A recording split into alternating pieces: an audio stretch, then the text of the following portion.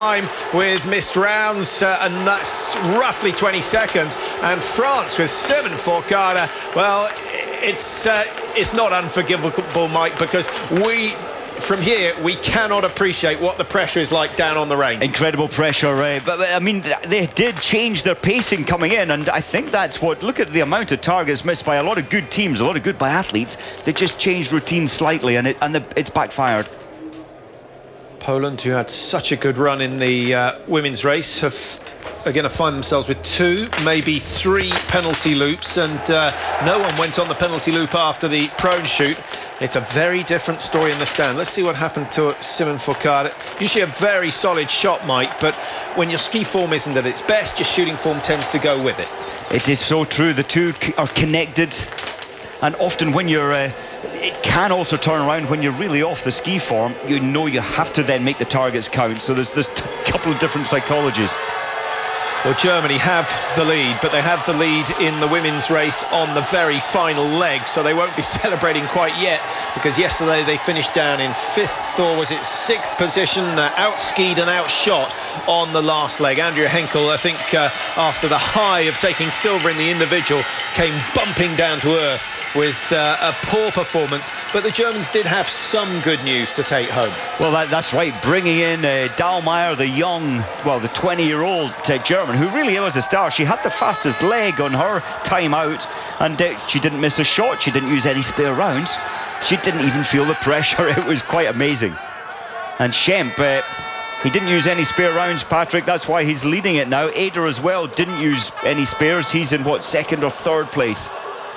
Well, Simon Schemp is now skiing very well and holding his own against the chasing horde. Simon Ader is there in 2nd place. Schlesinger of the Czech Republic gets them clean through the first phase of this race. Anton Shapulin for Russia in 3rd at the moment. Oliana Bjorndalen, he's 12 seconds behind. I think he was 16 coming out of the range, 16.4 coming out of the range. So he is gaining on the leaders and showing good form before tomorrow's mass start. Legelic of Canada, 19.4. Simon Foucault, he was 22 behind. He's still 22 behind, so no gain there for the Frenchman. It was interesting. We saw Simon Foucault lose a lot of time in the individual race, Patrick. If you remember that, he had a potential for 4th. He dropped back to 5th and then 6th. He had a big ball of ice underneath his binding. He even tried to stop in the race and get rid of this build-up of snow and crusty ice, and he said it cost him at least 20 seconds on that final 4 kilometres. Well, they better start putting Sierra F on the binding and the bottom of the boot just to stop the snow catching. Certainly some teams will be doing that. I guarantee Norway take precautions against that happening. Having been past their accommodation today, they've employed someone to clean the path from the front door to the vehicle. That's how seriously they take this game. Well, you can put silicone on the base of your boot, you're absolutely right, and then of course the snow doesn't stick to it whatsoever. Down the big descent, the S-bends that lead under the road, and Schlesinger, a man who knows these tracks better than any other, he will have had a major part in the design of these World Championship tracks here in Nove Mesto. Man who pulled a stunt to try and attract the attention of the IBU, a little bit of free-fall parachuting for Schlesinger when Nove Mesto were putting in the bid. And they've done exceptionally well. It's been brilliantly organised, Mike, but I think the thing that stands out is that the atmosphere is so good, and it's so good to have so many locals who come to support the event. Yeah, it's about as relaxed as it gets at a World Championships. Even on the security side, of course, it's all there, but it's not in your face. It's not aggressive security. It's easy security.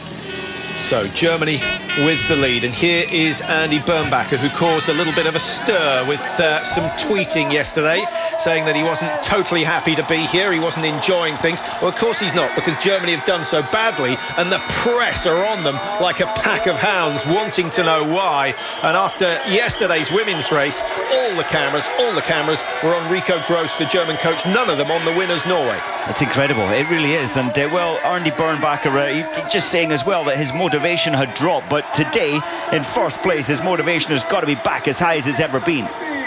or going to be handed over to him first. This is brilliant news for the German team. Really have needed this success if they can hold it all the way through. All they've got to do now is hold it, as you say. The last championship relay that Germany won, you have to go back to Torino 2006, and I think they've only won 2 World Cups since then in 2006.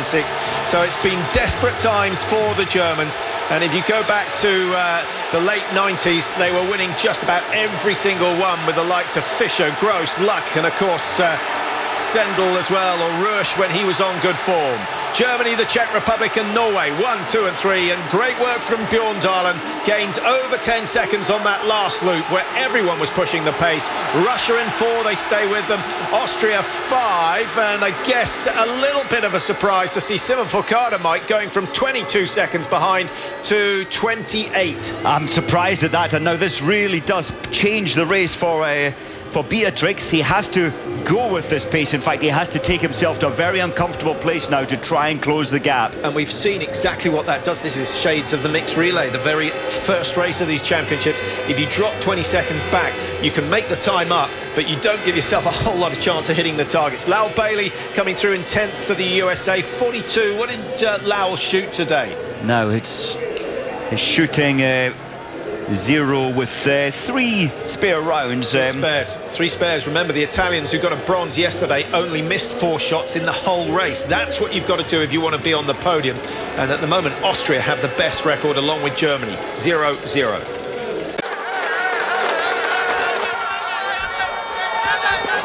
The leading group of 5. Germany out front at the moment, but it's a slim, insignificant lead at the moment. The Czech Republic tucked in second place, having the perfect start with Andrej Moravec, one of the fastest skiers on the course today. So Moravec won't have any problem staying with the pace. Austria still in the top 3, with Danny Mesetic having taken over from Simon Eder. Norway have called on Henrik Larbe Lund. Now, Mike, he's in and out of the team, Larbe Lund. I guess that's an advantage at this stage because he's relatively fresh. I think so. Yes, they have raced him out here, and he did so well in the individual. In fact, the best Norwegian result. They're only missing 2 targets. He went 0-0-0-2. So he's a man that's shooting well. He did feel the pressure there in that individual race. Beatrix and Gao of France and Canada have gained good time on the leaders. Beatrix already taking 4.5 seconds off the lead of Andy Bernbacher of Germany. I think that's a sensible pace to try and pull the time back. Had he gained 14 seconds, I think we'd be a little bit worried. Look how high this is, Patrick. The highest point of the course, the stadium way in the background, much lower than this point, and an indication really of how severe these tracks are with the daylight for the first time we're able to see in the far distance. Well, I do like the habit that some of the slightly weaker teams have got into, Mike, of sending their best runners first. And it really does have a big influence, because here Schlesinger took the first leg for the Czech Republic, and now, of course, we've got Andrej Moravec on there, and he's making the others take themselves into an uncomfortable place, which they certainly wouldn't want to do in normal circumstances. Why don't they just let Moravec go, saying, well, the Czechs do not have 4 strong runners? Well, they're going to try. They won't let anyone at this stage in the race. Even though Moravec had the fastest ski time in the individual, the 20 kilometre, he's in the best form of his life, but I'm quite sure the pack will not allow him the luxury of getting away, and it's slowed down. So Moravec has made an attempt to break them, but they're like hanging on in there like glue. Shooting, Patrick, 3 teams have been on the penalty loop once on the first athletes, and very sadly for Poland, 3 penalty loops completed by the Polish team. The other teams on the penalty loop were Finland, Belarus, in fact Italy and Sweden. 18th place for Carl-Johan Bergman. He will be so disappointed. 1 minute 11 behind. Yeah, 6 shots missed already, and I think he's used the whole team's quota of missed shots today, so they've got to go perfect from now. Great Britain avoided the penalty loop, but 5 misses from Jackson mean that they've dropped to 2 minutes behind the leaders. 25th from 29 at the moment for the British team. Now is Beatrix still gaining. He'd got the margin down to 24 seconds when we last saw him at 1 kilometre. and a gain of 4.5. And now things starting to go the other way, pushing too hard on the first climb. It is a brutally cruel course here in Nove Mesto, and pacing is crucial. The leading 5 stay locked together, and Norway with Nove will be fairly confident. Just looking out the window, the flags are fluttering between lanes 3 and 7, and that the wind is just gently coming from the left, therefore pressing the rounds down to the low right of the little golf ball sized target.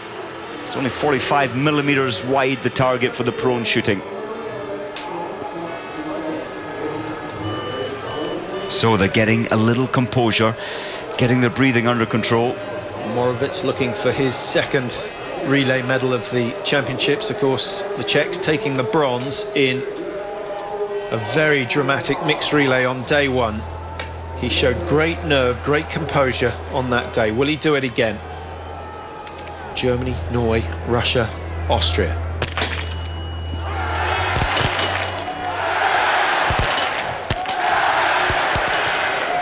Moravec's taking a long time to get the first shot away. Russia are quick.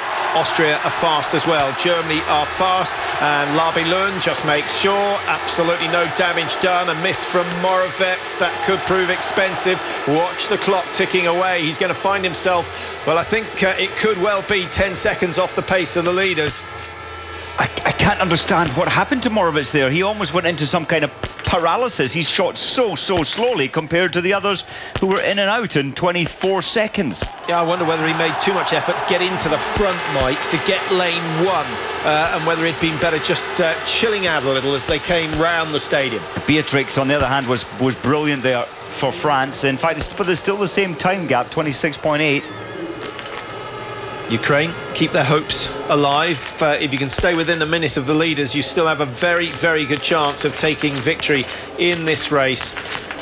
Tim Burke, that's such a pity. Tim went for he had to push the pace on the track. He's gone for the fast shooting. He'll get this one, hopefully.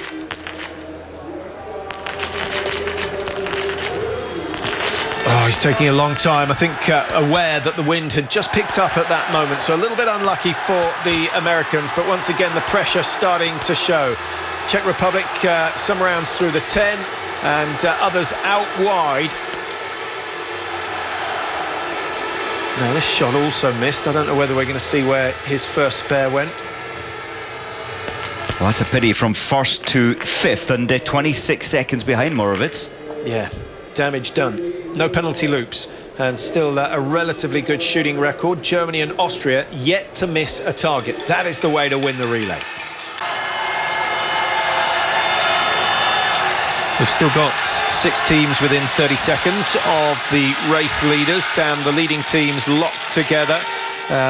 Very interesting encounter. The Russians with Yevgeny Ustigov on the second leg, always shoots quick. Be interesting to see what he can do in the standing shoot. And he burned back